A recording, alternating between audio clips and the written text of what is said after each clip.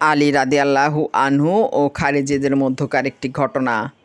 সিফফিনের যুদ্ধে সালিস নিয়োগকে কেন্দ্র করে ৮,০০০ লোক আলী রাদিয়াল্লাহু আনহু এর দল ত্যাগ করে চলে যায়। তারা হারুরা নামক স্থানে সমবেত হয়। তাদেরকে হারুরি বা খারিজি বলা হয়। ওবায়দুল্লাহ বিন ইয়াজ বিন আমল আল কারি বলেছেন, আবদুল্লাহ বিন সাদ্দাদ আলী রাদিয়াল্লাহু আনহু এর নিহত হওয়ার কয়েকদিন পর ইরাক থেকে ফিরে আয়সা রাদিয়াল্লাহু আনহু এর কাছে আসলেন। আমরা তখন আয়সা রাদিয়াল্লাহু আনহু এর নিকটে বসেছিলাম। আয়সা রাদিয়াল্লাহু আনহু তাকে বললেন, হে আবদুল্লাহ বিন সাদ্দাদ, আমি যা তোমাকে জিজ্ঞেস করব তুমি কি তার জবাবে আমাকে সত্য বলবে? আলী রাদিয়াল্লাহু আনহু কর্তৃক নিহত লোকদের ঘটনা আমাকে বর্ণনা করো। সে বলল, আমার কি হয়েছে যে আপনার কাছে সত্য বলবো না? আয়সা রাদিয়াল্লাহু আনহু বলেন, তাদের কাহিনী আমাকে বলো। তিনি বললেন, আলী রাদিয়াল্লাহু আনহু যখন মুয়াবিয়ার সাথে চুক্তিবদ্ধ হলেন এবং দুজন সালিসে তাদের সিদ্ধান্ত দিলেন, তখন ৮,০০০ কুরআনের পাঠক হাফেজ তার বিরুদ্ধে বিদ্রোহ করে বসল। তারা হারুরা নামক স্থানে কুফার দিক থেকে এসে সমবেত হলো এবং তারা এই বলে আলী রাদিয়াল্লাহু আনহুকে ভৎসনা করল যে জামাটি আল্লাহ আপনাকে পরিয়েছেন অর্থাৎ খিলাফত তা আপনি খুলে ফেলেছেন এবং যে নামে আল্লাহ আপনাকে নামকরণ করেছিলেন তা আপনি খুইয়ে ফেলেছেন। তারপর আপনি এতদূর গিয়েছেন যে আল্লাহর দ্বীনের ব্যাপারে অন্যদের সালিশ মেনেছেন। সুতরাং আল্লাহ ছাড়া আর কোনো শাসন নয়, অর্থাৎ আপনাকে শাসক মানি না। আলী রাদিয়াল্লাহু আনহু যখন তাদের এই ভৎসনা ও তাদের পক্ষ থেকে তাকে ত্যাগ করার খবর শুনলেন, তখন জনৈক ঘোষণাকারীকে দিয়ে এই ঘোষণা জারি করালেন যে আমিরুল মুমিনিনের কাছে কুরআন বহনকারী ছাড়া আর কেউ যেন না আসে। এই ঘোষণার ফলে যখন আলী রাদিয়াল্লাহু আনহু এর বাড়ি হাফেজদের দ্বারা পূর্ণ হয়ে গেল, তখন একটি বড় আকারের কুরআন মাজিদ তার কাছে নিয়ে আসার আদেশ দিলেন। সেই কুরআন মাজিদটি তার সামনে রাখা হলো। তিনি তার ওপর হাত রেখে বললেন, ওহে কুরআন মাজিদ, মানুষকে জানাও। লোকেরা তাকে বললেন, হে আমিরুল মুমিনিন, তার কাছে আপনি কি জানতে চাইছেন? সে তো একটা কাগজের ওপর কিছু কালি ছাড়া কিছু নয়। আর আমরা বলছি আমাদের পক্ষ থেকে যা বর্ণনা করা হয়েছে সে সম্পর্কে। সুতরাং আপনি কি চান? আলী রাদিয়াল্লাহু আনহু বললেন, তোমাদের এসব সাথী যারা বিদ্রোহ করেছে তাদের ও আমাদের মধ্যে আল্লাহর কিতাব ফয়সালাকারী হিসাবে বিদ্যমান। আল্লাহ তার কিতাবে একজন পুরুষ ও স্ত্রী সম্পর্কে বলেছেন, আর যদি তোমরা স্বামী স্ত্রী উভয়ের মধ্যে বিচ্ছেদের আশঙ্কা করো তাহলে স্বামীর পরিবার থেকে একজন ও স্ত্রীর পরিবার থেকে একজন সালিস নিযুক্ত করো। যদি তারা উভয়ে মীমাংসা চায় তাহলে আল্লাহ উভয়ের মধ্যে সম্প্রীতির তৌফিক দান করবেন।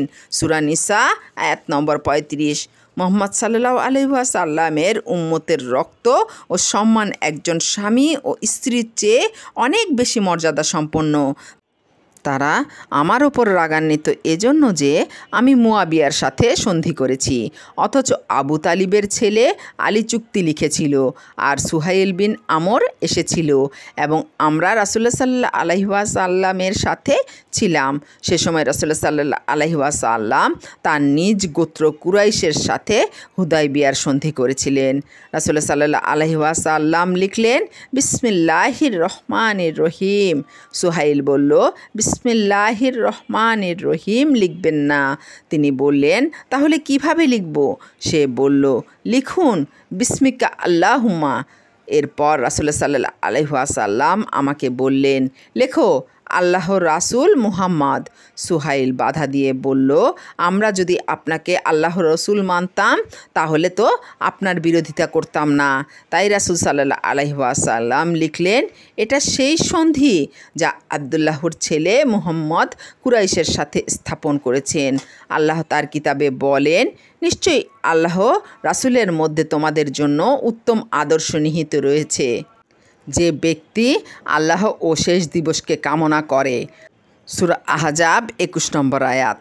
অতঃপর আলী রাদিয়াল্লাহু আনহু তাদের নিকট আবদুল্লাহ ইবনে আব্বাস রাদিয়াল্লাহু আনহুকে পাঠালেন। আমিও তার সাথে রওনা হলাম। যখন তাদের বাহিনীর মাঝে পৌঁছালাম তখন ইবনু কাওয়া জনগণের সামনে দাঁড়িয়ে ভাষণ দিতে লাগলো। সে বলল, হে কুরআন বহনকারীগণ, এ হচ্ছে আবদুল্লাহ ইবনুল আব্বাস। তাকে যারা চিনে না, আমি তাদের সামনে আল্লাহর কিতাব থেকে তার পরিচয় তুলে ধরছি। এই ব্যক্তি তাদেরই একজন যাদের সম্পর্কে কুরআনে নাজিল হয়েছে। তারা একটি ঝগড়াটে জাতি। সূরা যুখরুফ আয়াত নম্বর ৫৮। সুতরাং তাকে তার বন্ধুদের কাছে ফেরত পাঠাও এবং তার সাথে আল্লাহর কিতাব দ্বারা বাজি ধরো না। তৎক্ষণাৎ তাদের মধ্য থেকে অন্যান্য ভাষণদাতা উঠে বলল, আল্লাহর কসম, আমরা অবশ্যই তার সাথে আল্লাহর কিতাব দ্বারা বাজি ধরব। সে যদি সত্য ও সঠিক বক্তব্য নিয়ে আসে এবং আমরা তা বুঝতে পারি, তাহলে আমরা অবশ্যই তা মেনে চলব। আর যদি অসত্য নিয়ে আসে, তাহলে আমরা তাকে অবশ্যই তার বাতিল যুক্তিকে পরাজিত করব। তারপর তারা আবদুল্লাহর সাথে ৩ দিন আল্লাহর কিতাবের বাজি ধরে রইল। এরপর মুয়াবিয়ার পক্ষের মধ্যে থেকে ৪,০০০ ব্যক্তি তাদের বাজি প্রত্যাহার করল এবং প্রত্যেকে তওবা করল। ইবনুল কাওয়াও তাদের অন্তর্ভুক্ত ছিলেন।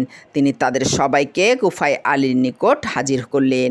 আলী রাদিয়াল্লাহু আনহু অবশিষ্ট লোকদের নিকট এই মর্মে বার্তা পাঠালেন যে, ইতিমধ্যে আমাদের ও জনগণের মধ্যে যা হয়েছে তা তো তোমরা দেখতেই পেয়েছো।